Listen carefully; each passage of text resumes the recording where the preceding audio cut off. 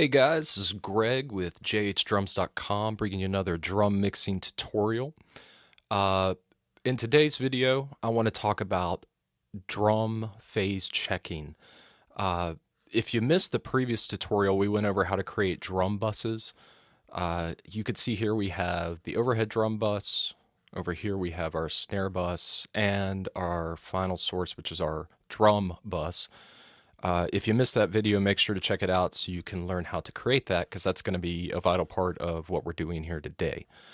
But uh, this method I've completely stolen from Graham at The Recording Revolution. You can check him out at therecordingrevolution.com or just search on YouTube for The Recording Revolution. He's got a series of 5 minutes to a better mix. It's like 31 mix tutorials throughout an entire month, and they're fantastic. So definitely check those out. But if it's okay by him, which we're crossing our fingers, we're going to go ahead and go over what he describes as well, and what I do in the next step for mixing drums. So what we're going to want to do is, originally our overhead bus is the sum of our two mono overhead left and right tracks. We're going to want to make that mono as well instead of stereo. So in Logic, all we do is we navigate down here to this little stereo tab, and we click it to make it a mono track. It's important to listen to these in mono because we want just a singular track to check phase relationships with our mono tracks of our close mics. So we need to do that. We'll go ahead and we will solo our overhead bus and make sure that it's at unity gain or 0. And then we'll go through track by track and check the phase. The way we do that is we'll solo each track. So in this case, we'll solo our kick drum. We'll bring it up to unity gain, and we're going to add a plugin. In Logic, this is under utility, gain, and then mono. And this is just a simple plugin to adjust the gain, or in this particular case, we want it to reverse the phase of our source.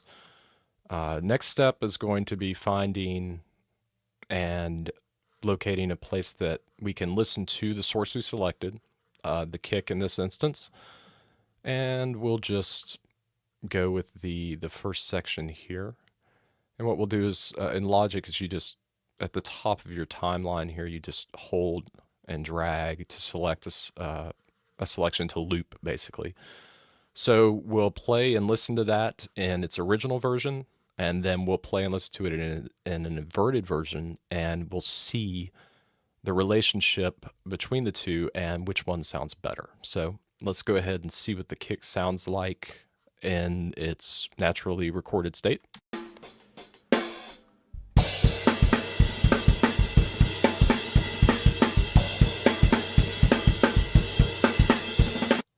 And then what we'll do is we'll phase reverse.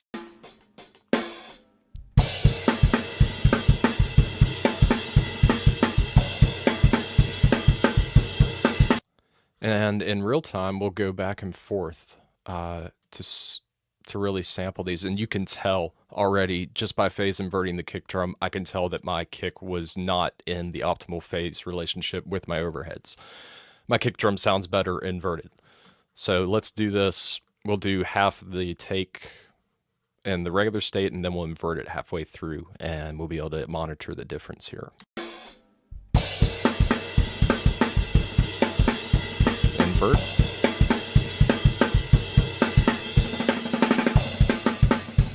Off.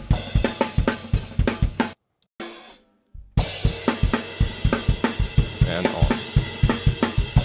You hear how that brings out the low end and the kick? That's the benefit of doing this. We get a double check and make sure that we have the best phase relationship before we go in and start adding EQs or compression plugins. We know that it's in the correct relationship with our overheads. So that's the kick drum. We'll move on to the snare bus next. Now in Logic, what you can do, if you want to copy a plugin, you actually hold Apple or Command and then Alt, and you click and drag. And in this case, we're going to go to the snare bus next. If you want to just drag a plugin, you just hold the Apple key, and that'll let us drag back and forth. So it's important that we created the snare bus to check for this because when you have a snare top and bottom mic, these should be set out of phase from each other because you have one mic pointed to the top of the snare and one pointed up to the bottom of the snare. So normally one of these mics, the phase is reversed on recording. When we're applying a phase reversal to both these tracks, we want to make sure it's done via a bus so we can double check it in reference. So we will, on our snare bus, bring this up to unity gain. We will solo it along with our overhead bus. Go back to our gain plugin. Let's find a good take right here in the beginning. It's going to be good to monitor our snare. And we'll take a listen with it again as recorded and then inverted. So let's take a listen. Inverted. Let's do that again. This is normal. And then inverted.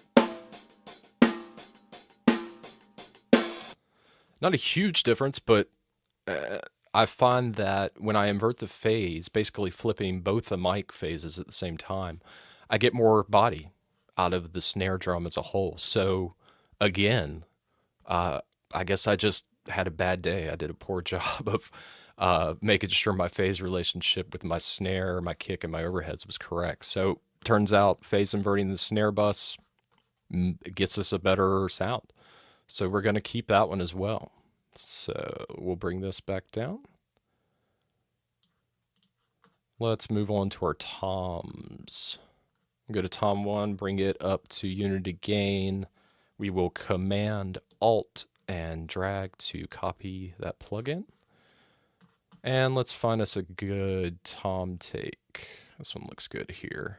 In Logic, if you want to select a place on the timeline to loop, you just right-click the instance on your arrange window and go to Set Locators.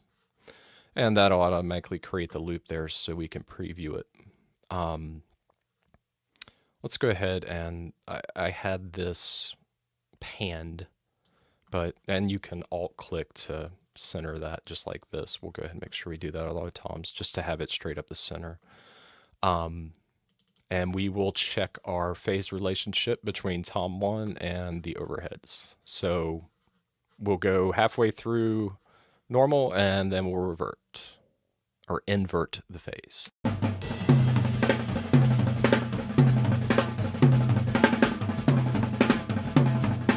You hear how it's lost all that body? Check it out again. Invert.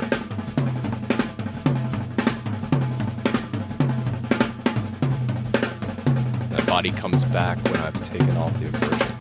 So that means that our tom 1 is in phase and we do not need to apply this plugin. So I did a good job on the tom. High five me. Let's just command copy to, or command drag to bring it over to tom 2. We'll bring this back down and we'll solo our tom 2, bring it up to unity gain and do the same thing. And this is a good pass for tom 2 as well. So we'll stay in this section. So we'll do the same thing, check it normally and then invert the phase.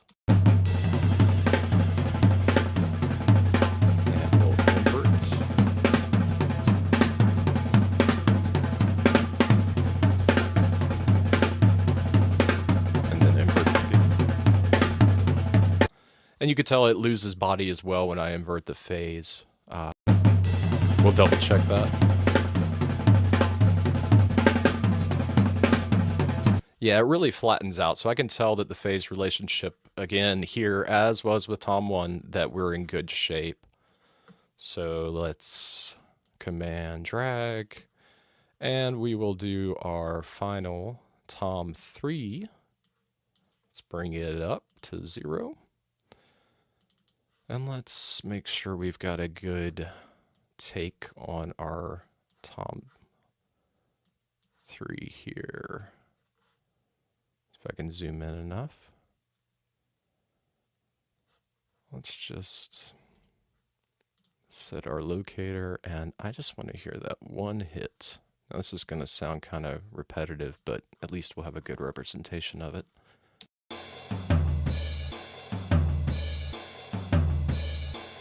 Okay, so that's non-inverted, and we'll invert it.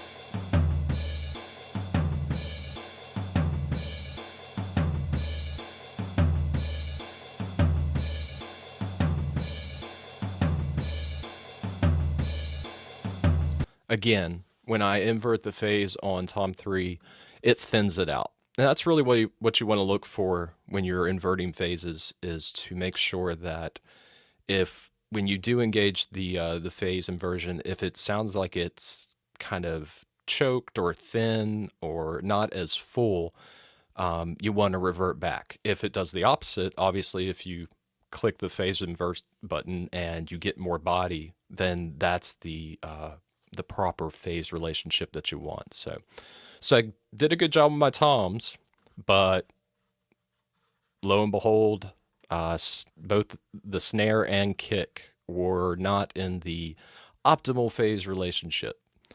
So that is the next step in mixing drums. I'm going to go ahead and get rid of this plugin here. But that's the concept, and it's such an important thing to check before you get into any EQing or compressing or anything like that. So definitely use this next time you go to mix drums, no matter how many tracks you have. Compare them to the overhead bus and make better drum mixes. Thanks for hanging in with me, guys. Be sure to stay tuned for some more tutorial videos on mixing the drums.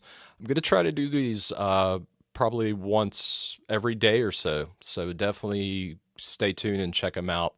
If you have any questions, leave them in the comments below. I'm happy to help. That's what I'm here for, guys. Again, I'm Greg with JHDrums.com. We'll see you in the next video.